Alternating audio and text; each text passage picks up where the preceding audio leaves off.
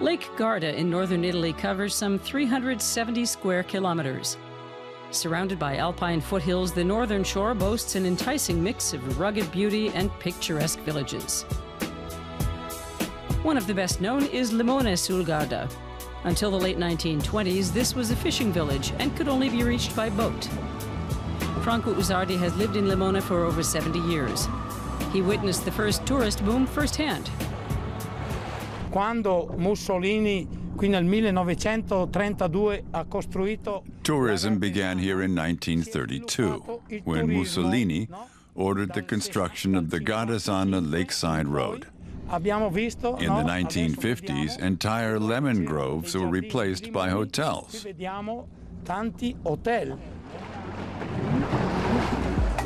It was at that time that Limone sul Garda, with its narrow streets and romantic piazzas, became a favorite vacation destination for many Europeans, especially Germans.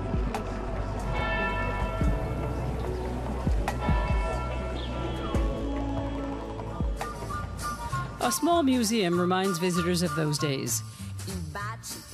The progressive Northern European women tourists were something of a revelation to local young people. They were much more progressive and open than we were. We boys would line up to go out with them, dance with them, and get to know them.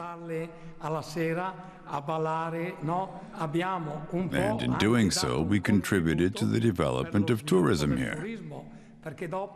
When those women vacationers went home, they raved about us young Italian men. They called us Latin lovers.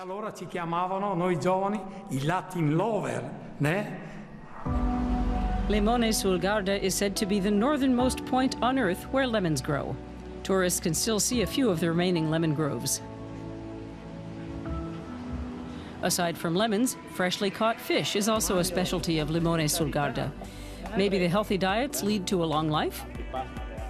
In 1979, a protein beneficial to longevity was discovered in the blood of a local resident. They found a genetic mutation that removes fat from the blood vessels, allowing the blood to circulate freely in the veins and arteries. That helps prevent Alzheimer's and heart attacks. Now there are some 30 to 40 people in Limone with this genetic mutation, likely the only ones on Earth.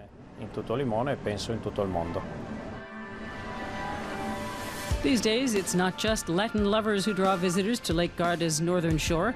The mountains create special winds that make this a surfer's and sailor's paradise. On the other side of the lake, a cable car takes visitors up Monte Baldo. Each year, around 500,000 people visit this 30-kilometer-long mountain ridge. On a good day, you can see Venice from here. Or take advantage of the winds to go paragliding.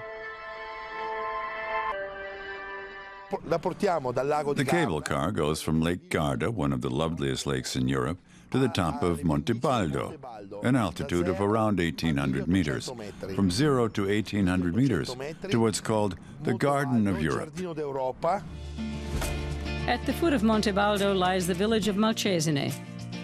Known as the Pearl of Lake Garda, Malcesine captured the imagination of German writer Johann Wolfgang von Goethe. He immortalized the village and its medieval buildings in his book, The Italian Journey. The 14th century Castello Scaligiero also stands for Malcesine's rich cultural heritage. Visitors can also see the monument to Goethe, who described the castle in his diaries. Goethe always sketched and painted, as there were no cameras in his day. The locals thought he was a spy and wanted to lock him up in the castle jail. But someone from Malcesine, who'd worked as a waiter in Frankfurt, said, "No, he's a very famous writer." So they let him go, and then he lived by the harbor. When the sun starts to set over Malcesine, Lake Garda unfolds its true magic and reveals why it's drawn visitors from far and wide for centuries.